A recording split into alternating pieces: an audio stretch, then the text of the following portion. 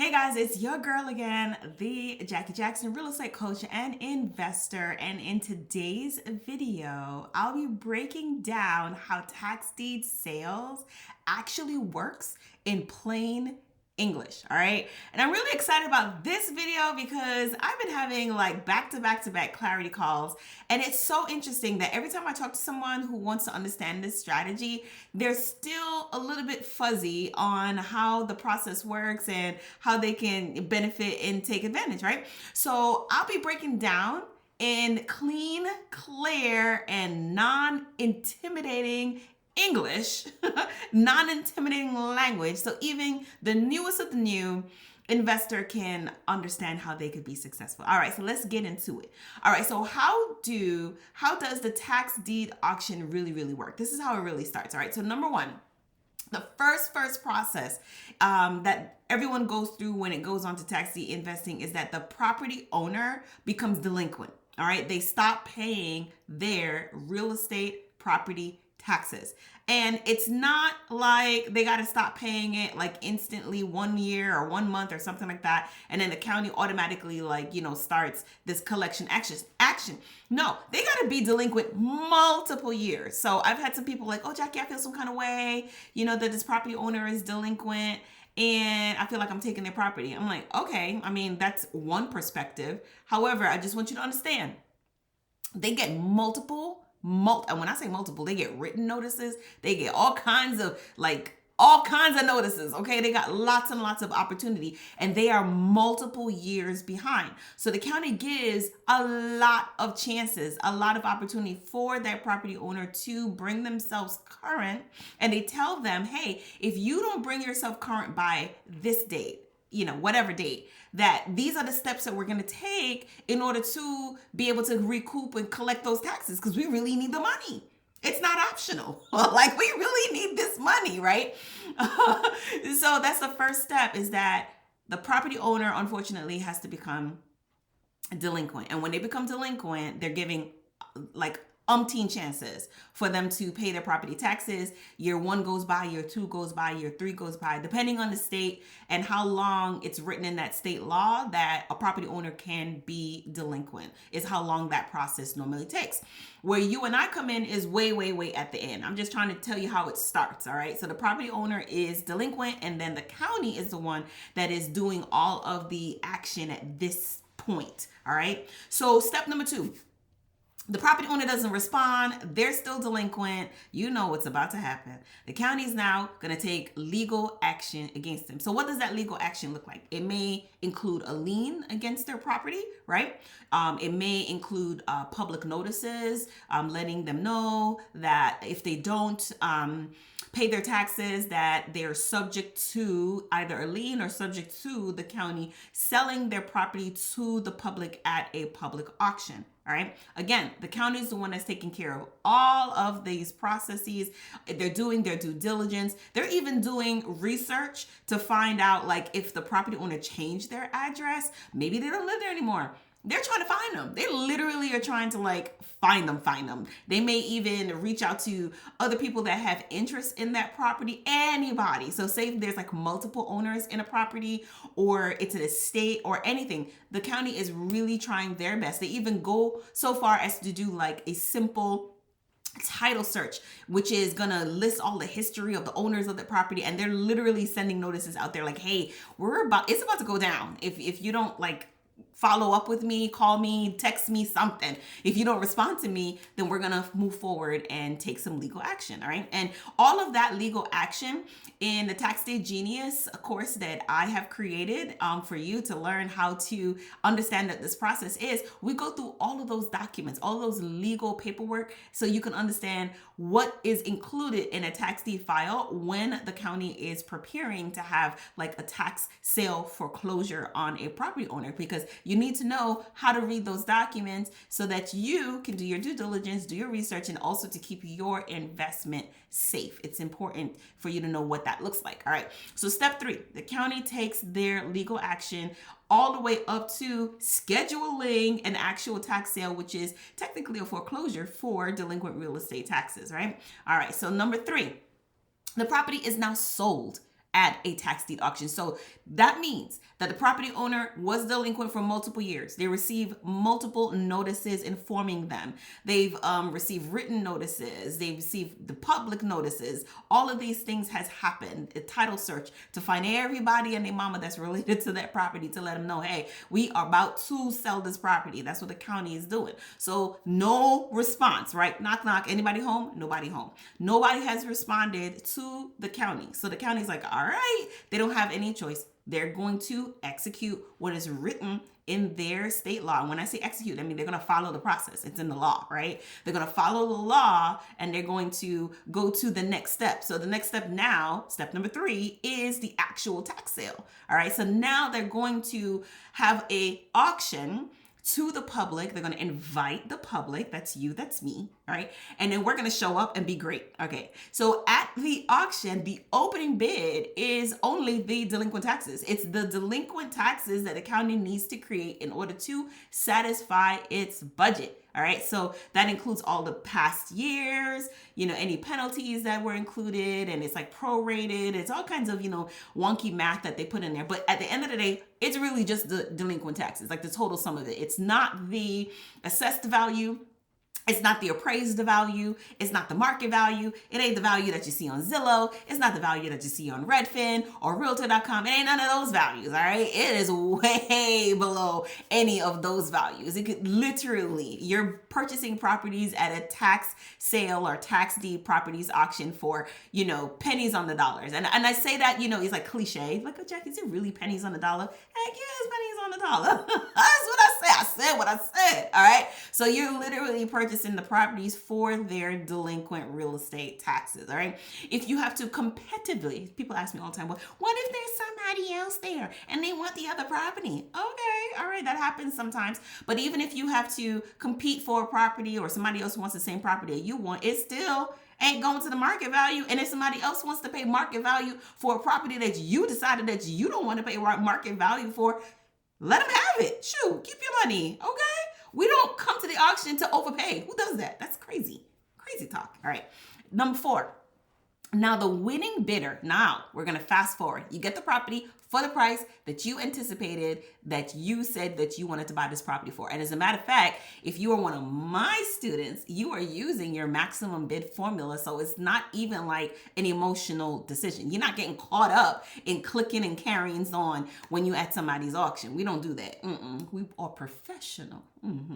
We come prepared. So you're using the maximum bid formula, which takes the guesswork and the emotion and also makes you feel more confident about participating in anybody's auction, all right? Because you already know your numbers. Know your numbers, all right? So now that you know your numbers and you purchase a property successfully for the price that you want to pay, and you've purchased a property with a tremendous amount of equity, as you should, you are the successful bidder. So now you're going to follow the auction process and you're going to make sure that you pay. When you pay, guess what you get? A deed. You get ownership rights to that property. Yeah. They be like, wait. So again, on these clarity calls that you guys are booking with me, and of course there's a link somewhere in here that you can always book a call. You guys are still like, wait a minute, I don't have to wait like 3 years, 2 years, a redemption period. I'm like, nah. If it's not written in that law that you don't gotta wait, you don't gotta wait, bruh. You're gonna get that deed. Sometimes the deed comes like in a couple of weeks, maybe 30 days, 60 days. I've seen it come, up to 90 days or whatever. You know what I mean? It'll tell you how long the county has up to you receiving that in the mail. It normally comes a lot shorter than that because they're going to record your deed in public records, putting the whole world on notice that you are now the new rightful titled owner of that property, okay? Now there's one caveat. I know there's somebody going to be sassing me in the comments. What about redeemable deeds, Jackie? Okay, cool. There's 5 of them. There's 5 states that do redeemable deeds. So what, right? If you're participating in a redeemable deeds auction, then you know that the deed there's a redemption period. Okay, all right. tough. Move on to the states that don't have a redemption period that gives you immediate access and immediate possession. That's what I'm talking about, right? So step number 4 is you're gonna get the deed. You bought it. Like you literally bought it. You get access to it. You get the deed, which is pretty dope to me. Now, number 5, right? The next step after you own that property now, we're going to do a process called clearing the title. All right. So we can do that a couple of different ways as investors, smart investors like myself. We already got some, tricks up our sleeve. We got a process up our sleeve that is streamlined and it's simple and it's like non-complicated. All right. So people are like, oh my gosh, Jackie, I got to do a quiet title. Oh my gosh, Jackie, I need an attorney. Oh my gosh, Jackie, what am I going to do? I'm like, chill, time out. Time out. There's a real simple way for us to get this done. It's not that serious, all right? So we're going to have to clean up our title. Now, there's 4 different ways for us to do that. And in Tax Deed Genius, I share all those different ways. And then you get to choose. You're always in control. That's what I love about this process. You're always in control. You are the decision maker, all right? So there's 4 different ways that you can get clear and marketable title for your properties, all right? And somewhere on my channel, there is like a video. I know I did a video. I may have to do an updated video where I talk about that, but there's 4 different ways that you can get clear and marketable title, all right? So that's step number 5. You own the property now, it's yours, and now you're gonna decide how you're gonna get clear and marketable title. And why is that even important? Because guess, we're talking about some simple, plain English stuff here, right? So if you're a new investor, you've never heard of marketable title, you've never heard of like a quiet title or any of this real estate jargon and all that stuff. The reason that you may want that, because it's not a requirement, so that's why I put the word may in there. The reason why you may opt to have that be part of your investing process is because you want to get title insurance for your ownership. So what that does, what are we insuring? Or what are we doing? Because you own the property free and clear. Remember, you bought it at the auction. You don't got no mortgage. You don't got no nothing. You don't got no loan. You don't got nothing like that. So you literally own this property 100% free and clear. So you're like, well, why do I need title insurance? Well, the reason you have title insurance, and that's a good video title. Why do I need title insurance? All right, y'all remind me about that. All right, so what does title insurance do? What it does is that it goes back into the history from the beginning to the genesis of this property. And what it does is that it quiets every person's interest in that property so that nobody ever can come forward. Now, what does title insurance do for you is that, okay, if there's ever a person that says that they dispute the ownership, or they say, okay, I got ownership interest. Where's the string going on? Ugh. Anyway, they said that they have ownership interest and like they challenge your ownership for owning this property. Most times that never happens, but in the event that it does, that's why you have title insurance. The title insurance is going to say kick in and say, okay, if there's ever someone that challenges your ownership rights to this property, the title insurance is supposed to, pay that dispute if there ever is a dispute. That's the reason why people have title insurance. All right, so that's step number 5. And again, there's 4 different ways that you can obtain that at all different levels of this process. And like I said, it's a simple process. It's not complicated. It's just a decision that you have to make for your investment. All right. And step number 6, you got to choose an exit strategy. This is literally my favorite part. My favorite part, I would probably say my second favorite part. My first favorite part is winning, because I love to win. And I love when my students win. We all win. We be winning. Win it. Win it. Win it. All right. So after we win, guess what? The second part, now we're going to decide, all right, what we going to do to, realize this cash? Because guess what? Like a property, like, brick and mortar, land, grass, dirt, whatever we're buying, you can't just squeeze it and just squeeze money out of it. This is not how it works, right? So we got to figure out what's our exit strategy so that we can realize our cash on cash return. What are we going to do? What are we going to do with this property, right? Are we going to sell it? Are we going to keep it? Are we going to modify it? Are we going to renovate it? What are we doing? Are we renting it? We leasing it? What are we doing? We selling it, owner finance, you trying to get some interest money off of your own property, or you trying to be the bank for yourself? Like, what are we doing? All right. So that's what I love about the exit strategy. And in Tax Deed Genius, we talk all about it all the time, helping you and my clients make sure that you get the best opportunities out of all the properties that you purchase based off of your goals, of course, right? That's what you tell me. You'd be like, hey, Coach Jackie,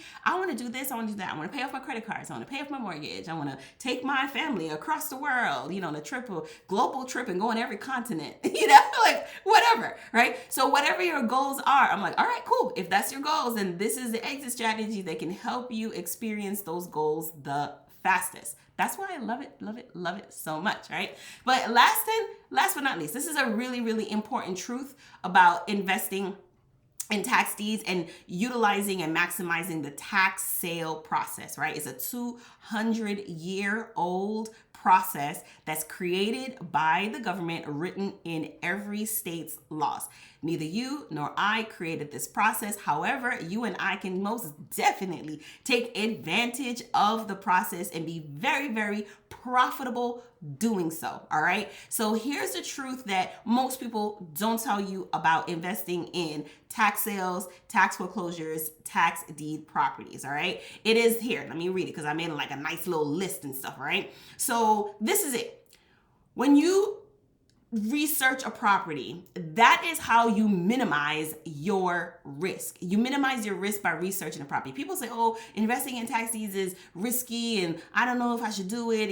Just a whole bunch of yin yang that don't even make no sense. Why would you purchase anything without, you guys don't even purchase like socks without be like, oh, I want to make sure it's ankle socks or crew socks or, like socks with like frills on it. Like you guys don't do anything without researching. So why would you literally purchase a real estate without doing any research, right? So when you research your investment prior to buying, that's where you are minimizing the risk, all right? There you go. You got to know the rules of the county and the auction that you're investing in. Again, you're going to read, folks. Reading is fundamental. They put this stuff out right on the internet, the AI-ness. It's out there for you to read. It ain't a secret. I promise. It's not a secret. It's out there, all right? You just need, if you're going to work with people like me or, anybody, I don't care who you work with, to be honest with you. But I'm just saying to you, you want to work with people that, number one, knows the process, has insider information, as well as has a lot of experience and have seen some things. So that way that in the event that you find something that you've never seen any before and there's an anomaly and